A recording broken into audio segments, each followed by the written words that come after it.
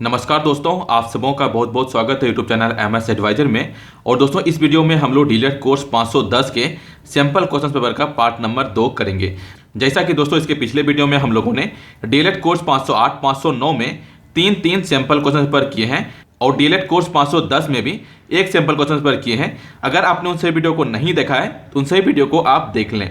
और दोस्तों, जैसा कि इसके पिछले वीडियो में हम लोगों ने डीएलएड कोर्स 508, 509 और 510 में जितने भी एमसीक्यू टाइप क्वेश्चंस बनते थे वो सारे क्वेश्चंस किए हैं। अगर आपने उन सभी वीडियो को नहीं देखा है तो उन सभी वीडियो के प्लेलिस्ट का लिंक आपको इस वीडियो के डिस्क्रिप्शन में या फिर आपको इस वीडियो के फर्स्ट कमेंट में मिल जाएगा, जहां कि आप डायरेक्ट क्लिक करके उन सभी वीडियो को देख सकते हैं। और आप सबों से रिक्वेस्ट है कि इस वीडियो को लाइक और शेयर जरूर करें। जो भी आपका व्हाट्सएप ग्रुप है, फेसबुक ग्रुप है, वहां पर जरूर इस वीडियो को शेयर करें ताकि जो भी शिक्षक एनआईओ से डीएलएड कर रहे हैं उन सभी तक ये वीडियो पहुंच सके और वो भी अपने तैयारी को अच्छे तरीके से कर सकें। तो चलिए इस वीडियो को यहाँ पे शुरू करते हैं। इसमें अगर देखें सबसे ऊपर लिखा गया है पाठ्यक्रम 510 उच्च प्राथमिक स्तर पर विज्ञान का अधिगम।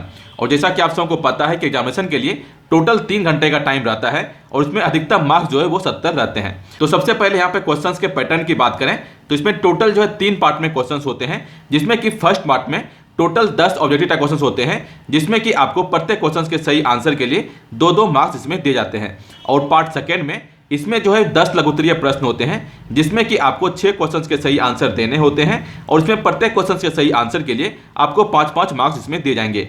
यानी कि अगर पार्ट सेकेंड में देखें तो टोटल 30 मार्क्स का क्वेश्चंस उसमें पूछे जाते हैं। और अगर पार्ट थर्ड की बात करें तो इसमें टोटल 4 क्वेश्चंस रहते हैं, जिसमें कि आपको 2 क्वेश्चंस के सही आंसर देने होते हैं और प्रत्येक क्वेश्चंस के सही आंसर के लिए आपको 10-10 मार्क्स इसमें दिए जाएंगे। तो चलिए सबसे पहले यहाँ पे पार्ट फर्स्ट में जो भी क्वेश्चंस दिए गए हैं उन क्वेश्चंस को इसमें देख लेते हैं। इसमें अगर देखें तो पहला क्वेश्चन दिया गया है, अत्तरीय, धन्वंतरी और कश्यप विद्यालय किस शिक्षण के लिए स्थापित किए गए। इसके लिए ऑप्शन दिए गए हैं। ऑप्शन ए दिया गया है चिकित्सा, ऑप्शन बी दिया गया है गणितीय, ऑप्शन सी दिया गया है घरेलू, ऑप्शन डी दिया गया है प्रायोगिक। तो इसमें आपको जो भी सही आंसर लगता है वो आप नीचे कमेंट्स कर सकते हैं। दोस्तों यहाँ पे टोटल 10 जो है बहुविकल्पीय प्रश्न दिए गए हैं, तो इसमें जिसका भी आपको जो भी सही आंसर लगता है वो आप नीचे कमेंट्स करें। उसके बाद आपको इस वीडियो के लास्ट में बताया जाएगा कि इनके क्या सही आंसर होंगे। उसके बाद फिर आप वहाँ पे मिलान कर लें और आप चेक कर लें कि आपने टोटल 10 में से कितने क्वेश्चन सही किए हैं। फिर इसमें दूसरा क्वेश्चन दिया गया है, जर्मनी के किस विद्वान ने 1571 ईस्वी में ग्रहों गति संबंधी नियमों की खोज की। इसके लिए ऑप्शन दिए गए हैं। ऑप्शन ए दिया गया है विलियम हर्वे, ऑप्शन बी दिया गया है जोहानस केपलर, ऑप्शन सी दिया गया है कोपरनिकस, ऑप्शन डी दिया गया है अरस्तु। फिर क्वेश्चन नंबर 3 दिए गए हैं, एनसीईआरटी की एक स्वायत्त संस्था के रूप में स्थापना कब हुई। इसके लिए ऑप्शन दिए गए हैं। ऑप्शन ए दिया गया है मार्च 1960 में, ऑप्शन बी दिया गया है सितंबर 1961 में, ऑप्शन सी दिया गया है सितंबर 1962 में, ऑप्शन डी दिया गया है जनवरी 1963 में। फिर क्वेश्चन नंबर 4 दिए गए हैं, कोई भी कार्य करने से पहले हम किस चीज से बचने के लिए परिणाम की भविष्यवाणी करते हैं। इसके लिए ऑप्शन दिए गए हैं। ऑप्शन ए दिया गया है अनुभव, ऑप्शन बी दिया गया है जोखिम, ऑप्शन सी दिया गया है विश्वसनीयता, ऑप्शन डी दिया गया है इनमें से कोई नहीं। फिर क्वेश्चन नंबर 5 दिए गए हैं, वर्णात्मक उपागम के मुख्य स्रोत हैं। इसके लिए ऑप्शन दिए गए हैं। ऑप्शन ए दिया गया है डेविड पी असुबेल, ऑप्शन बी दिया गया है हेंडरसन, ऑप्शन सी दिया गया है बीएफ स्किनर, ऑप्शन डी दिया गया है इनमें से कोई नहीं। फिर क्वेश्चन नंबर 7 दिए गए हैं, निम्नलिखित कथन किसका है। नीचे कथन दिए गए हैं, शारीरिक क्रियाकलाप के बिना कोई मानसिक क्रियाकलाप पूरा नहीं हो सकता। तो ये किनके द्वारा बोला गया है वो आपको बताना है। इसके लिए ऑप्शन दिए गए। ऑप्शन ए दिया गया है आइंस्टाइन, ऑप्शन बी दिया गया है महात्मा गांधी, ऑप्शन सी दिया गया है जॉन डीवी, ऑप्शन डी दिया गया है विलियम एडवर्ड। फिर क्वेश्चन नंबर 7 दिए गए हैं, निम्नलिखित में से कौन सी जांच प्रक्रिया विभिन्न चरों में संबंध खोजने व उनका अवलोकन करने से संबंधित है। इसके लिए ऑप्शन दिए गए। ऑप्शन ए दिया गया है मॉडलों की जांच करना, ऑप्शन बी दिया गया है वर्गीकरण व पहचान करना, ऑप्शन सी दिया गया है निष्पक्ष परीक्षा, ऑप्शन डी दिया गया है पैटर्न ढूंढना। तो इसमें आपको जो भी सही आंसर लगता है वो आप नीचे कमेंट्स कर सकते हैं। फिर क्वेश्चन नंबर 8 दिए गए हैं, निम्नलिखित में से कौन सी अवधारणाएं प्रारंभिक स्तर पर विद्यालय के बच्चों को नहीं सिखाना वो समझाना चाहिए। इसके लिए ऑप्शन दिए गए हैं। ऑप्शन ए दिया गया है संगठन, ऑप्शन बी दिया गया है कारण और प्रभाव, ऑप्शन सी दिया गया है प्रणालियां, ऑप्शन डी दिया गया है अपरिवर्तन। फिर क्वेश्चन नंबर 9 दिए गए हैं, उद्देश्यों का निर्धारण पाठ की व्यवस्था का निर्धारण किससे संबंधित है। इसके लिए ऑप्शन दिए गए हैं। ऑप्शन ए दिया गया है शैक्षणिक विश्लेषण, ऑप्शन बी दिया गया है पाठ की योजना बनाने के चरण, ऑप्शन सी दिया गया है ए और बी दोनों सही है, ऑप्शन डी दिया गया है केवल बी सही है। फिर क्वेश्चन नंबर 10 दिए गए हैं, बौद्धिक क्षेत्र में संशोधित वर्गीकरण में किन 2 आयामों को लिया गया। इसके लिए ऑप्शन दिए गए हैं। ऑप्शन ए दिया गया है ज्ञान तथा बौद्धात्मक प्रक्रिया का आयाम, ऑप्शन बी दिया गया है मूल्य तथा ग्रहण प्रक्रिया का आयाम, ऑप्शन सी दिया गया है परिशुद्धता तथा सूक्ष्मता का आयाम ऑप्शन डी दिया गया है सृजन तथा लक्ष्य वर्णन का आयाम। तो यही दोस्तों यहाँ पे 10 एमसीक्यू टाइप क्वेश्चंस थे। इसमें आपको जिसका भी जो भी सही आंसर लगता है वो आप नीचे कमेंट्स करें, उसके बाद फिर आपको इस वीडियो के लास्ट में बताया जाएगा कि इसके क्या सही आंसर होंगे।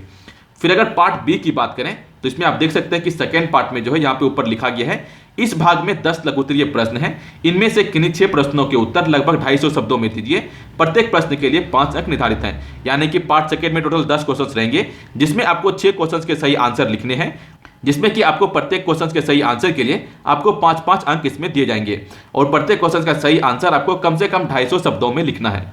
इसमें अगर 11 नंबर क्वेश्चन देखें तो दिया गया है प्राकृतिक नियम तत्वों संयुक्त तत्व से आप क्या समझते हैं, इसके बारे में आपको चर्चा करना है। फिर क्वेश्चन नंबर 12 दिए गए हैं शिक्षार्थियों को वैज्ञानिक प्रक्रियाओं के साथ कैसे जोड़ा जा सकता है, विवरण सहित चर्चा करें। तो इसके बारे में आपको पूरा डिटेल में लिखना है। फिर क्वेश्चन नंबर 13 दिया गया है खोज उपागम के 3 प्रकार की विधियों में क्या क्या आता है, इसके लाभ व सीमाओं की चर्चा करें। तो जो भी इनका 3 प्रकार का अलग अलग विधि है उसके बारे में आपको पूरा डिटेल में लिखना है और फिर क्या इसका एडवांटेज है और फिर क्या इसका सीमा है वो आपको यहाँ पे लिखना है। फिर क्वेश्चन नंबर 14 दिए गए हैं अनुभव का संसार व्यापक है, उदाहरण सहित शारीरिक अनुभव की चर्चा करें। फिर क्वेश्चन नंबर 15 दिए गए हैं विज्ञान शिक्षण में खुले शैक्षिक संसाधनों के महत्व की चर्चा करें, साथ ही शैक्षिक संसाधनों के लाभ का उल्लेख करें। फिर क्वेश्चन नंबर 16 दिए गए हैं पौधों को जाने, कक्षा 6 में विज्ञान का पाठ है, इसके आधार पर अध्ययन के विशिष्ट उद्देश्य, शिक्षक की भूमिका वो आकलन या टिप्पणी करें। तो इसके बारे में आपको पूरा डिटेल में लिखना है। फिर क्वेश्चन नंबर 17 दिए गए हैं वैज्ञानिक साक्षरता के महत्व व लाभ का उदाहरण सहित चर्चा करें। तो इसके बारे में आपको कम से कम 250 शब्दों में लिखना है। फिर क्वेश्चन नंबर 18 दिए गए हैं सुरक्षा की ओर सकारात्मक दृष्टिकोण क्या होना चाहिए। फिर 19 नंबर क्वेश्चन दिए गए हैं विज्ञान अधिगम में प्रयोगों की भूमिका का उल्लेख करें। फिर क्वेश्चन नंबर 20 दिया गया है ज्ञानेंद्रियां का प्रयोग किस प्रकार अनुभव एकत्रित करने में मदद करता है और यह अस्थायी कब होता है। तो इसके बारे में आपको पूरा डिटेल में लिखना है। तो यही दोस्तों पार्ट बी में 10 क्वेश्चंस थे। तो इसमें आपको टोटल 6 क्वेश्चंस के सही आंसर लिखने हैं और प्रत्येक क्वेश्चन के सही आंसर के लिए आपको 5-5 अंक इसमें दिए जाएंगे।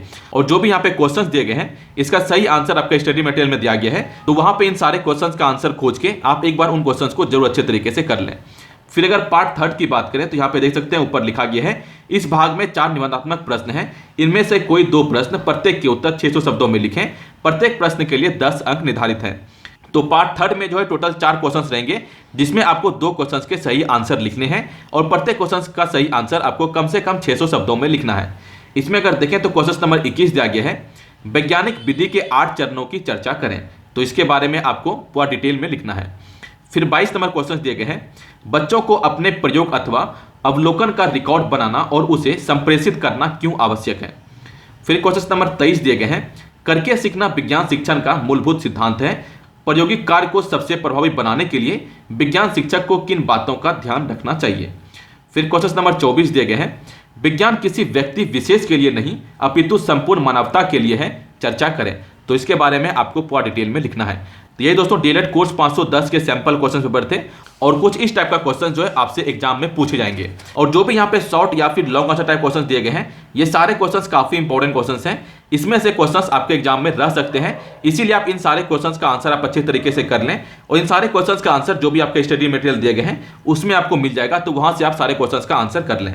तो चलिए पार्ट फर्स्ट में जो हम लोगों ने एमसीक्यू टाइप क्वेश्चन किया था तो उनके क्या सही आंसर होंगे उसे हम लोग यहाँ पे देख लेते हैं। तो इसमें अगर देखें तो पहला क्वेश्चन जो दिया गया था अत्तरीय, धन्वंतरी और कश्यप विद्यालय किन शिक्षण के लिए स्थापित किए गए हैं। तो इसका सही आंसर होगा वो है ऑप्शन ए यानी कि चिकित्सा के लिए। फिर क्वेश्चन नंबर 2 जो दिया गया था जर्मनी के किस विद्वान ने 1571 ईस्वी में ग्रहों गति संबंधी नियमों की खोज की। तो इसका सही आंसर होगा वो है ऑप्शन बी यानी कि जोहानस केपलर। फिर तीसरा क्वेश्चन दिया गया था एनसीईआरटी की एक स्वायत्त संस्था के रूप में स्थापना कब हुई। तो इसका सही आंसर होगा वो है ऑप्शन बी यानी कि सितंबर 1961 ईस्वी में। फिर क्वेश्चन नंबर 4 दिए गए थे कोई भी कार्य करने से पहले हम किस चीज से बचने के लिए परिणाम की भविष्यवाणी करते हैं। तो इसका सही आंसर होगा वो है ऑप्शन बी यानी कि जोखिम। फिर क्वेश्चन नंबर 5 दिए गए थे वर्णनात्मक उपागम के मुख्य सहसत्तावक हैं। तो इसका सही आंसर होगा वो है ऑप्शन ए यानी कि डेविड पी आशुबेल। फिर क्वेश्चन नंबर 6 दिए गए हैं निम्नलिखित कथन किसका है। तो इसमें कथन दिया गया है शारीरिक क्रियाकलाप के बिना कोई मानसिक क्रियाकलाप पूरा नहीं हो सकता। तो ये किनके द्वारा बोला गया है वो आपको बताना है। तो इसका सही आंसर होगा वो है ऑप्शन ए यानी कि आइंस्टाइन। फिर क्वेश्चन नंबर 7 दिया गया है, निम्नलिखित में से कौन सी जांच प्रक्रिया विभिन्न चरों से संबंध खोजने व उनका अवलोकन करने से संबंधित है। तो इसका सही आंसर होगा वो है ऑप्शन सी, यानी कि निष्पक्ष परीक्षा। फिर क्वेश्चन नंबर 8 दिए गए हैं, निम्नलिखित में से कौन सी अवधारणाएं प्रारंभिक स्तर पर विद्यालय के बच्चों को नहीं सीखना वो समझना चाहिए। तो इसका सही आंसर होगा वो है ऑप्शन टी, यानी कि अपरिवर्तन। फिर क्वेश्चन नंबर 9 दिए गए हैं, उद्देश्यों का निर्धारण पाठ की व्यवस्था का निर्धारण किससे संबंधित है। तो इसका सही आंसर होगा वो है ऑप्शन टी, यानी कि केवल बी जो आंसर है वो यहाँ पे सही है। फिर क्वेश्चन नंबर 10 दिए गए हैं, बौद्धिक क्षेत्र में संशोधित वर्गीकरण में किन दो आयामों को लिखा गया है। तो इसका सही आंसर होगा वो है ऑप्शन ए, यानी कि ज्ञान तथा बौद्धात्मक प्रक्रिया का आयाम। तो यही दोस्तों यहाँ पे 10 एमसीक्यू टाइप क्वेश्चन थे। दोस्तों आपने 10 में से कितने क्वेश्चन सही किए वो आप नीचे कमेंट करके बताएं, और आपको ये वीडियो कैसा लगा वो भी आप नीचे कमेंट करके बताएं। अगर आपने पिछले कोर्स को, जहाँ की मैंने आपको डीएलएड कोर्स 508, 509 और 510 में जितने भी इंपॉर्टेंट एमसीक्यू टाइप क्वेश्चन बनते थे उन सारे क्वेश्चन को कराया है, अगर आपने उस वीडियो को नहीं देखा तो उस वीडियो को आप देख लें। उन सही वीडियो के प्लेलिस्ट का लिंक आपको इस वीडियो के डिस्क्रिप्शन में या फिर आपको इस वीडियो के फर्स्ट कमेंट में मिल जाएगा, जहां कि आप डायरेक्ट क्लिक करके उन सही वीडियो को देख सकते हैं। और दोस्तों अगर आपने 508 और 509 के भी सैंपल क्वेश्चन पेपर को नहीं किया है तो उन सारे क्वेश्चंस को भी आप कर लें, क्योंकि वो सारे क्वेश्चंस भी काफी इंपॉर्टेंट क्वेश्चंस हैं। और दोस्तों आपसे रिक्वेस्ट है कि इस वीडियो को लाइक और शेयर जरूर करें। जो भी आपका व्हाट्सएप ग्रुप है, फेसबुक ग्रुप है, वहां पे इस वीडियो को जरूर शेयर करें, ताकि जो भी शिक्षक एनआईओ से डीएलएड कर रहे हैं उन सभी तक ये वीडियो पहुंच सके और वो भी अपनी तैयारी को अच्छे तरीके से कर सके। और आगे इसी तरह के वीडियो साथ पाने के लिए आप इस चैनल को सब्सक्राइब कर लें। उसके बाद इस नोटिफिकेशन का बेल लगा उसे आप जरूर क्लिक करें, ताकि आने वाला वीडियो आपको बिल्कुल फ्री में सबसे पहले मिलता रहे। और इस वीडियो को देखने के लिए आप सबों का बहुत बहुत धन्यवाद।